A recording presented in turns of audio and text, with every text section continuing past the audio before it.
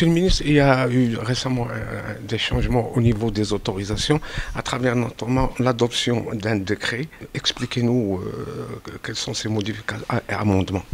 Il y a possibilité, moyennant bien sûr certaines conditions, de procéder à la régularisation pour ceux qui ont construit sans autorisation ou qui ont construit sans respecter les éléments sur la base desquels a été donnée l'autorisation de construire initialement. Bien sûr, il ne s'agit pas d'ouvrir la voie à la régularisation de n'importe quoi. Ceux qui ont construit dans des endroits où il est interdit de construire, il n'y aura pas de droit de régularisation, il y aura une procédure judiciaire. Concernant le règlement général de la construction qui porte particulièrement sur la procédure en matière de délivrance, disons, des autorisations, en matière d'urbanisme, de construction, de morcellement, etc., etc.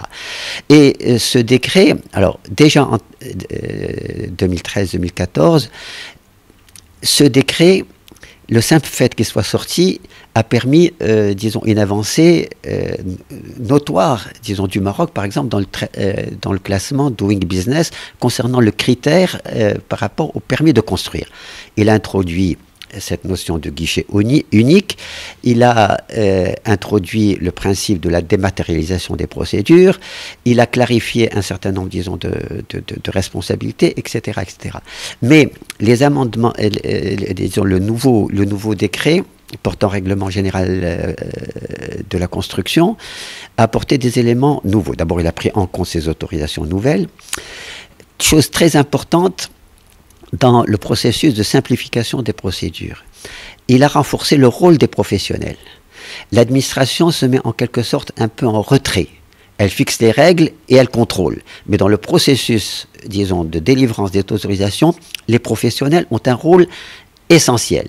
Et par exemple, dans les différentes commissions qu'on a mises en place, on a enlevé un certain nombre, disons, d'intervenants. Par exemple, la présence de la protection civile n'est plus nécessaire, a été éliminée.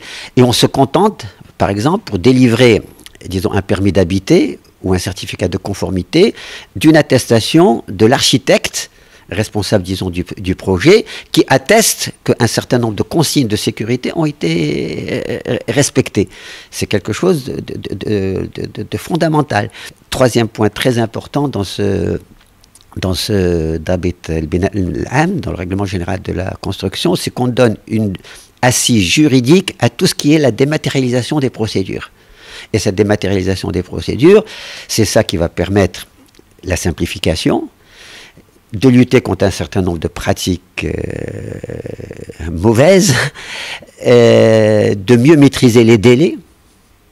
Et ça aussi, c'est un élément important. On introduit un certain nombre d'éléments qui permettent de maîtriser les délais et de responsabiliser chacun.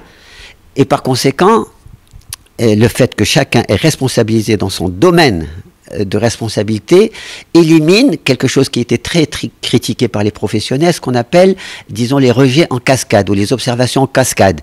Ces décrets, ces changements, est-ce qu'ils intéressent le monde rural? Est-ce qu'ils portent obligation d'un plan de construction, par exemple, dans le monde rural? Alors, bien sûr que ça intéresse le monde rural.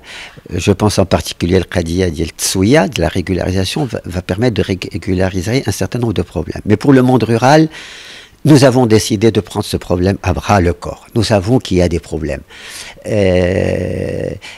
Par exemple, la loi prévoit un certain nombre de souplesses et d'exceptions par rapport à un certain nombre de règles concernant, par exemple, le minimum parcellaire, concernant toute une série de documents,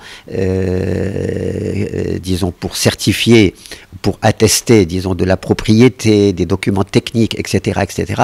Tout ceci, nous allons maintenant engager véritablement une démarche de concertation pour ces souplesses, qu'elles soient mises en œuvre de façon effective. Merci.